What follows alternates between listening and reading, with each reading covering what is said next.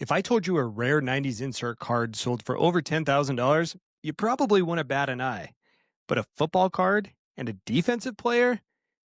We've got some exploring to do. Come on, let's hop on over to Fanatics, take a look.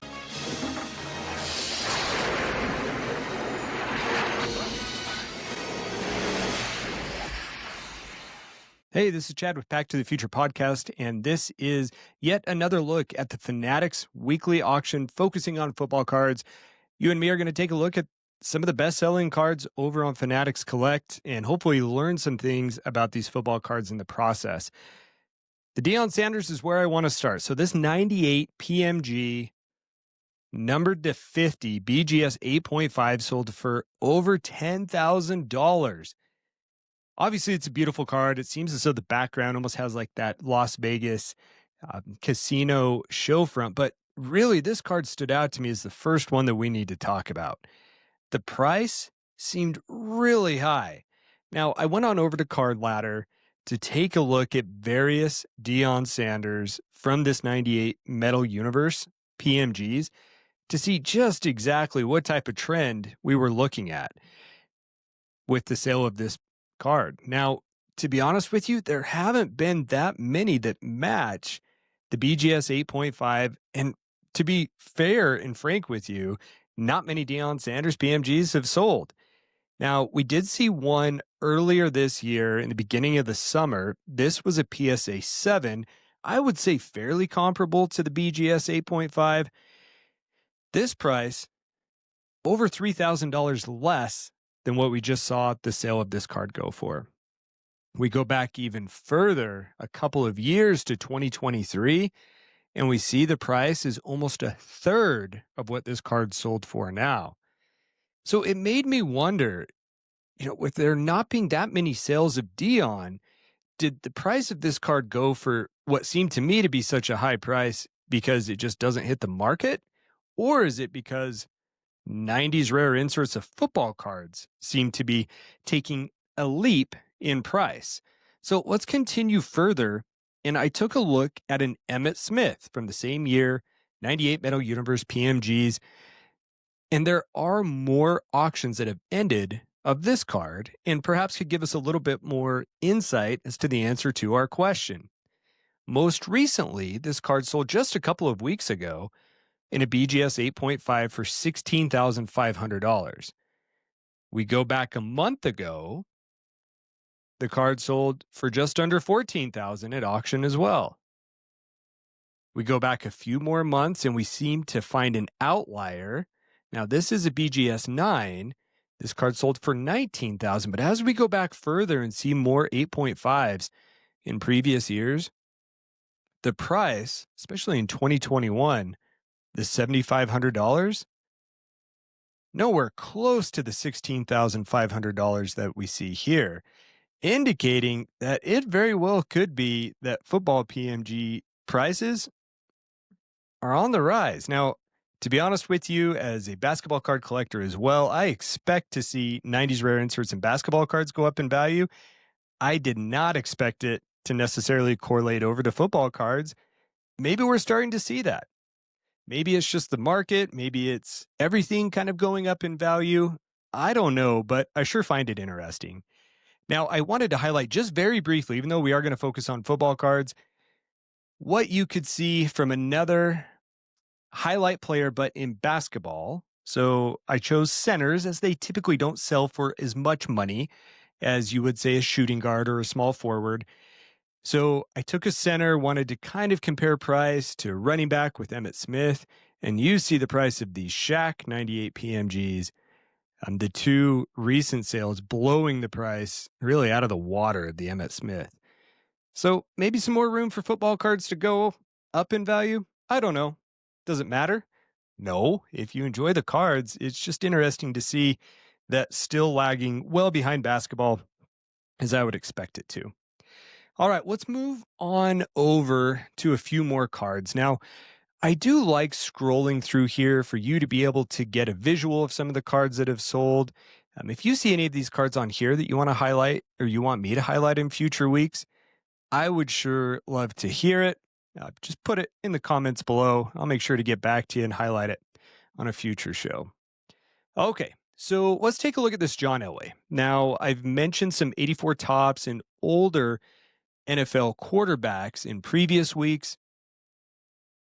The Elway is the one I want to go to next. So this is a Gem Mint 10 of the 84 tops John Elway. This is his rookie card. This sold for over $11,000. Now, of note, Fanatics put this condition here, a top 30% eye appeal of the card. I don't know if that necessarily drives up the value of the card, but it's something of note here. But let's hop on over to PSA. The first thing that I want to take a look at is the pop report of this 84 tops, the PSA 10. So as we go to 84 tops, let's pop Elway in here and see what we're looking at. I'll enlarge this a little bit to make it easier for you to see. The PSA 10s are over here in this far right corner. So we have 192 Gem Mint 10 John Elways of a total of over 27,000 cards that have been graded of his rookie year. Now, that puts this gem percent at less than 1% gem rate. I mean, it is an older card. That tends to make sense. But this felt low. This number seems lower than what I felt it was going to be. And I could certainly see why it would command such a high price. I mean, Elway won 2 Super Bowls, Hall of Fame quarterback. But I'm curious, what has this card done recently? I mean, there's enough of these where we should be able to log a few sales and see what the trend did. So that's exactly what I did over here at Card Ladder. And let's take a look for the PSA 10 and see what this card's done recently. Now, a few weeks ago in September, this card sold for $10,000, also in the Fanatics Weekly. Kind of interesting that we saw a $1,000 higher price tag nearly just over the span of a week or two. Makes me wonder if that eye appeal, the Fanatics Connect, if that played a role in that price. So we scroll down further, we see some more $10,000 sales. We go back to August, and there we're on the bottom side of $10,000 for this same card. $8,600 at the beginning of August. Boy, that seems like a bit of a dip. Back in July, we see one for $8,800. See a lot of 8,000s, low 9,000s. We go back to even May, and this one really stands out. This is where I'll stop with this one. $6,800 for a PSA 10. Now, why in the world would a player who has been retired for well over a decade, for over 2 decades now, why would his card price jump by nearly 50% in the matter of 5 months? You know, it's interesting to me. I'm not going to tell you market advice because, as you all know from Pack to the Future podcast, which is our main show that you can also check out here on YouTube, this is not up my alley. But I do find it fascinating when things like this happen, and it makes me wonder why. So it's not that the pop report has changed on these. It's not that they're so rare that no one can get one. You know, Elway, nothing of note, at least with his football career, has occurred over the last 5 months. But certainly the price of his cards have. Will it continue? I have no idea. I'd love to hear your thoughts on that and see what you guys think about this, but I certainly found it fascinating. All right, let's continue on. The next card is also an Elway. Don't worry, I'm not going to focus always on Bronco cards. It just happens to be another 90s insert of note that I wanted to take a look at, along with that theme of the PMG that we saw from 98. Let's take a look at the 97 Metal Universe PMG that popped up. This one happens to be of Elway. This one happens to be a PSA 7. I think I even commented on this in the first episode of this that I did, that I've seen quite a few of these sell recently. This one's $6,300. Let's go take a look at Card Ladder and see if this trend has increased similar to the 98 PMG. So as we scroll back, we see $4,900 in June. We see this outlier of $9,200 in September. And as I scroll back, you'll see that one really does stand out as an outlier. February of this year, $4,200 for the same grade of the card. And then we go back even further, and this card is sub $4,000. So we are seeing that same trend, maybe of football cards across the board, but certainly the two that I saw in the Fanatics Connect weekly auction, certainly seems like these 90s inserts seem to be going up. All right, let's go back to our main page and continue to scroll. I didn't do any bit of a dive on this 98 Flair Showcase Legacy Randy Moss. I really love the legacy collections. Now, this one's a row three. Of course, it goes row three, row two, row one, row zero being the most rare. But boy, it still is a beautiful card. In a PSA 10, this card sold for over $10,000, which I was impressed with that price tag, to be honest with you. Randy Moss is a guy, I've mentioned this before, as my football collection expands, he is certainly going to be one of the top two or three, if not the top one wide receiver that I'm going to start adding to my collection. He was always so much fun to watch. Oh, 2012, the finite black DeMarcus Ware 101. So I mentioned this at the end of last week's show as a tease for this week. Seems like this one ended at $8,400. We mentioned the highlight card that sold recently that was purchased by the Football Card Podcast of the Jay Cutler for $12,000. This card going for $8,400. What do you think of the price tag for it? Think it's a good deal, especially in comparison to that Cutler. Sure is a beautiful card. I was thinking that there was a chance this card might have gone for more. So time will tell what that $8,400, whether or not that's a good purchase from a value standpoint or not. All right, we continue down. And again, I just ranked these the same way as before. We went highest price first. Boy, that Brady Exquisite Super Swatch sure looks good for $5,100. Let's continue to go down here. We see Caleb Williams entering the picture, and he's played better the last few weeks. If you've been watching Bears football, I think there's some signs of life for the Bears. And so it's not surprising to see a couple of his Prism cards sell for a pretty good chunk of change. Now, continuing down, let me see. There's the next card that I want to go to is this one here. So the 2001 Playoff Honors Roll. So this is a throwback to 98 contenders, red Peyton Manning, rookie auto, number to 21. You guys can read that, the BGS. So there's something here that I think was kind of cool and probably important to show here. So if you take a look at this card, I want to compare it to the card in this window. It's the same card, right? 98 playoff rookie ticket autograph, right? Let me flip back. See the difference of these two? If you don't see it, it's a pretty significant difference. Now, as we go to the one that just sold, this is a 2001 Playoff Honors Honor Roll autograph. Now, Playoff Honors are notorious. Well, I shouldn't say notorious. They have had years where they have had buybacks, whether it's Playoff Honors or Playbook or even other sets where they will buy back the cards, they will be autographed, and then they will put them in newer product. But it is not his Contenders rookie ticket. Even though they look so similar, you can tell a subtle difference here with the red on the Manning. You will often see these Playoff Honors Roll. They will be hand numbered on the front of the card, which is a difference from what you will see with the regular Contenders autograph. You can certainly see the price difference here. There's a 10x price difference, so you really want to make sure you get this right.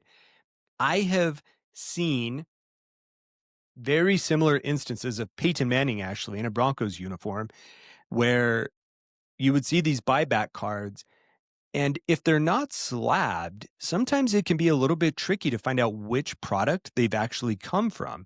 Now, oftentimes on the back, and this could hopefully be a little bit of a learning point for people if they're not familiar with this, oftentimes, at least with Honor Roll, there will be this sticker on the back so that on the raw card, you're not confusing it with the 98 playoff contenders or with the 98 contenders that you see here. So just a interesting note, you want to make sure that when you're buying a card, especially if it's raw, that you're not paying 10x what you should simply because you are assuming it is from a different set.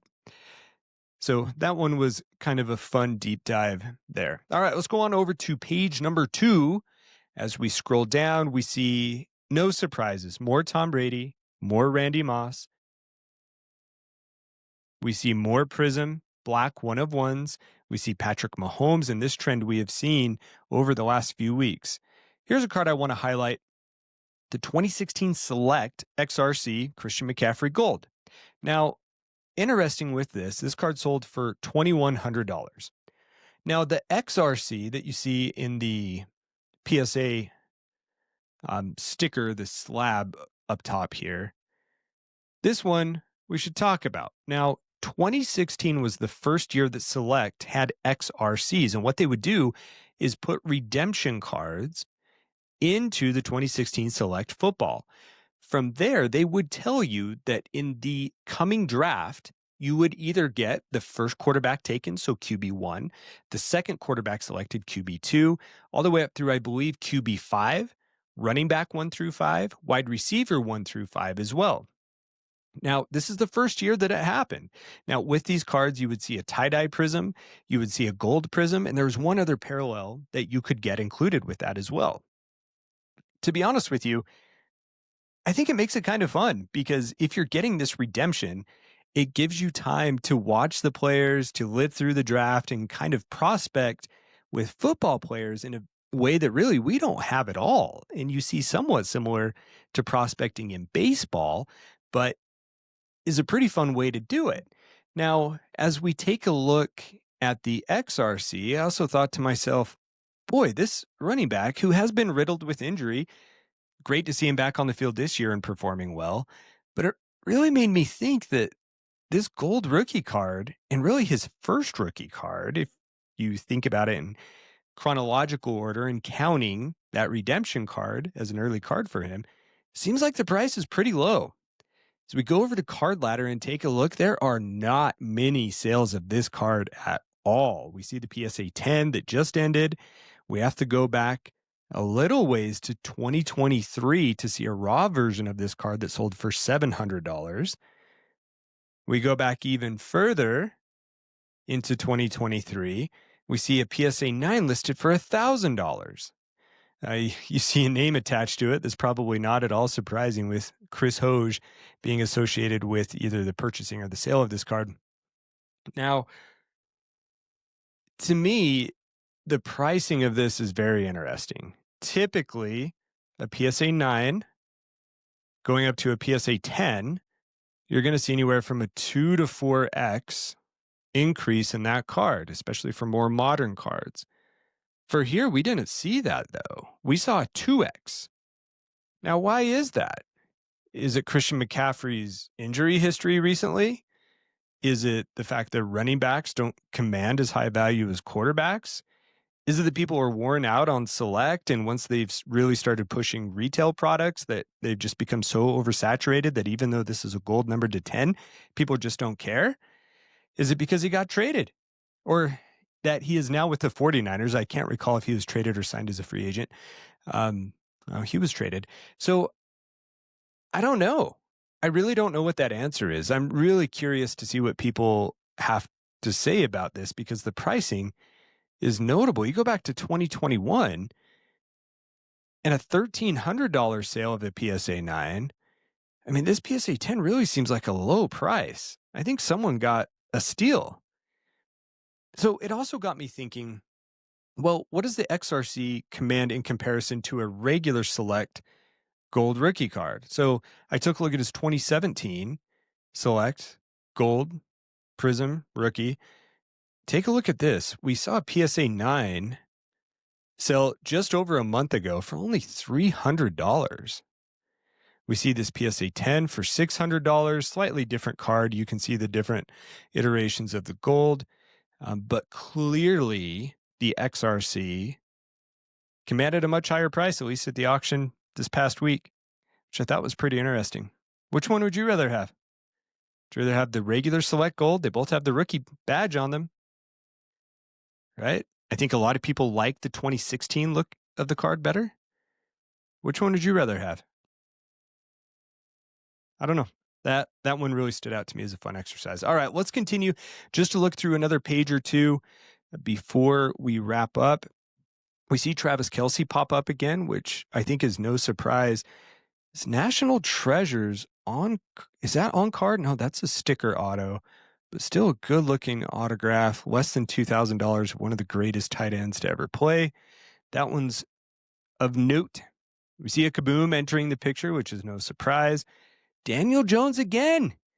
We talked about him last week. I think he's going to be the real deal, and I think the Colts are going to go to the playoffs. He seems like he has turned his career around. He has gotten away from the curse of the Giants, and it's going to be fun to see what comes of him not only this year but in years to come. We see this Super Bowl flawless swatch from Tom Brady. Now, I did not look at this one ahead of time, but I am really curious. Is this a game worn patch? It is a game worn patch. I wish it told us if it was from the Super Bowl. It's calling it a Super Bowl swatch. And if this is a three-color patch of Tom Brady from a Super Bowl, which, it highlights here the date, it just doesn't say that that's the date that it was used. And I don't always trust Panini, but $1,700, that seems like a pretty good price if he wore that in the Super Bowl. I just don't think that we have a way to necessarily prove that. All right, let's go through the end of this one. And while I do that, if you guys are enjoying this content, please just take a second to like the video, share it with someone. It certainly means a lot to me, and it helps the show grow, which really gives us more motivation to continue to do things like this and give you this content and be able to chat football and football cards here on the Pack to the Future, really becoming a network at this point. All right, so Dwayne Johnson, how about this? You don't see this card every day, the perforated 94 Miami U. That is a good looking card. Another kaboom, and I think we'll end that week's auction there. All right, let's go take a quick sneak peek at next week's live auction. And right up top, we see a Josh Allen Prism Auto. We see a kaboom gold Justin Herbert. I'll be real interested to see what the final price of that one is. His play has dropped off a little bit in the last couple of weeks, but kaboom golds are soaring. Which one's going to win out as far as pricing goes? Is it play, or is it the hot card and insert? I think it's definitely going to be the latter, but it'll be fun to see. All right, we'll go ahead and stop there with the Fanatics Collect. Those are the cards of note for me this week. I certainly hope that you enjoyed this. Please leave me a comment below. Let me know what you thought of the cards that we talked about, some of the questions that I posed. Again, if you enjoyed this content, make sure you're subscribed to the channel, and I hope to see you again next week. Take care. Enjoy your football.